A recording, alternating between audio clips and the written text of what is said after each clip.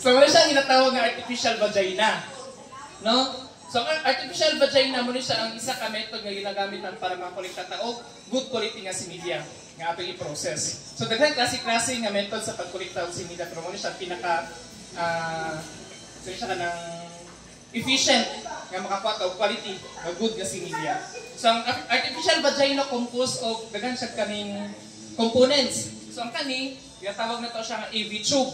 Tapos ang sa sulod ito inner liner.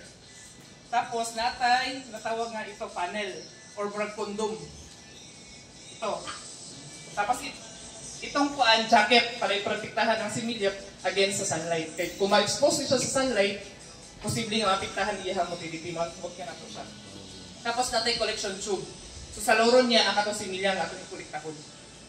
So ang kani siya, huwag ka na to siya pressure o tubig. So gadipindi sa kuan kaning kahuoton kay para tungod kay artificial vagina ni siya atong pulse is experience na to siya kanang murag tinuod yang natinawan no mo nang pidat siya bot nga og pressure o kanang tubig ininit kay para murag feel niya nga ang iyahang penis is isulod po niya dito sa kuan sa babae no so init siya hikapan ninyo huwag nga init-init.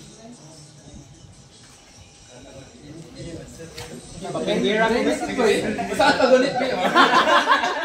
Sige. So, kani ang gamitan niya sa pagkolekta sa kano. So, siya ang artificial vagina. Safe to. Ana. So, pwede na to siya huutan. Magamit na to katong pressure. Kaya para kuan. So, depende. Naibul nga ganahan o ka ng luag, naiban bul nga ganahan o ka ng huot. So, dapat, ilahon na to ang bul. So, nga naman yun, di ba? Asa mga pa nato siya sa mga Brahman. Ang daghan og volume nga ma-produce nga ejaculate is ang kaning atong dairy, ang Holstein. Mga kwan siya mga 10 to 11. Tapos mas kwan po siya kaning baga og similya. Nganong mas kwan ang dairy sir? Mas daghan sila. Mao ang kuan na mo. Mao ang na-observe. I don't know kung say factor, posible nga genetics. Tapos isa na nutrition. Ang isa pagka factor ana is ang